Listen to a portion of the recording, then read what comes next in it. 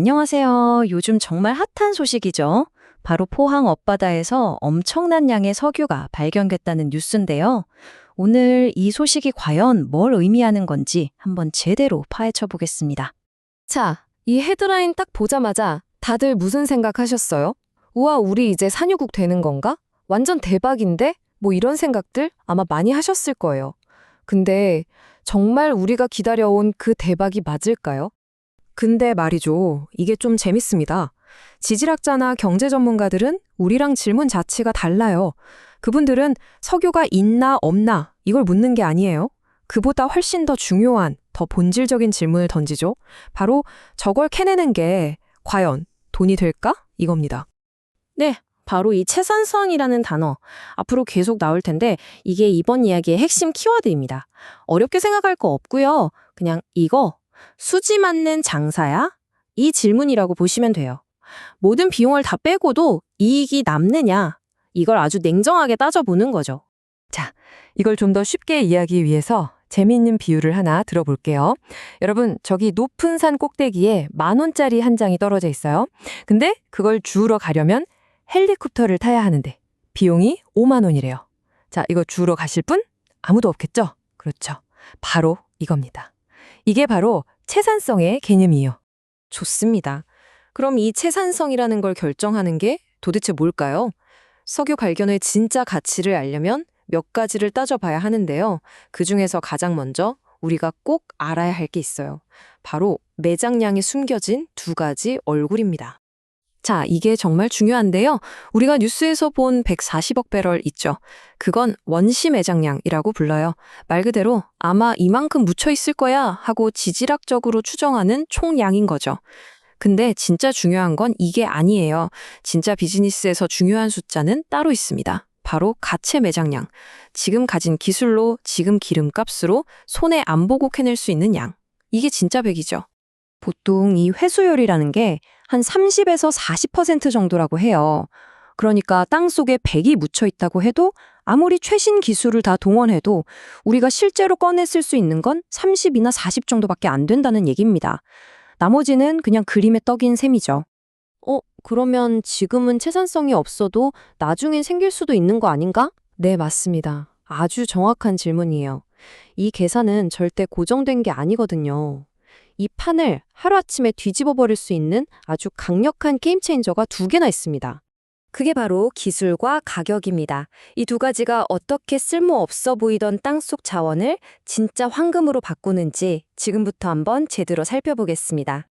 자, 기술의 힘이 얼마나 대단한지 보여주는 최고의 사례가 있습니다. 바로 미국의 셰일 혁명인데요.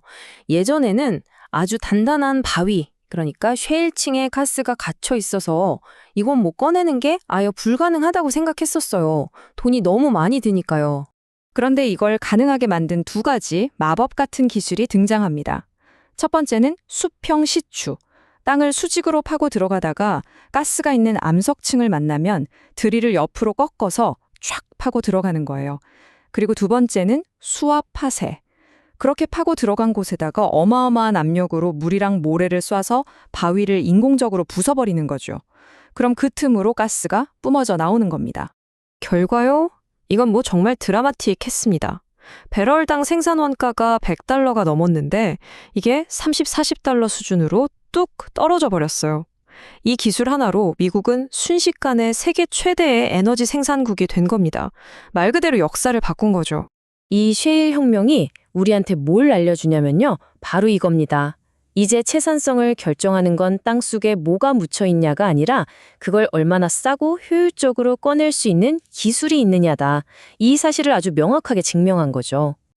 자, 두 번째 게임 체인저는 바로 가격, 그러니까 국제 유가입니다. 이건 뭐 매일 널뛰게 하는 주가 같은 거예요. 기름값이 확 오르면요.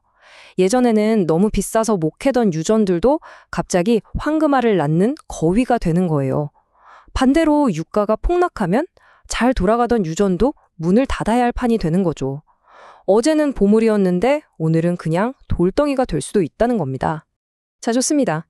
그럼 이제 우리가 배운 이 두 가지 기술과 가격이라는 렌즈를 가지고 다시 포항 앞바다 이야기로 돌아와 보겠습니다. 과연 현실은 어떨까요? 보통 전문가들은 이런 소식이 들리면 흥분부터 하지 않아요. 대신 아주 냉정하게 체크리스트를 꺼내듭니다. 이거 진짜 돈이 될까? 를 따져보는 세 가지 핵심 질문이 있거든요. 같이 한번 보시죠.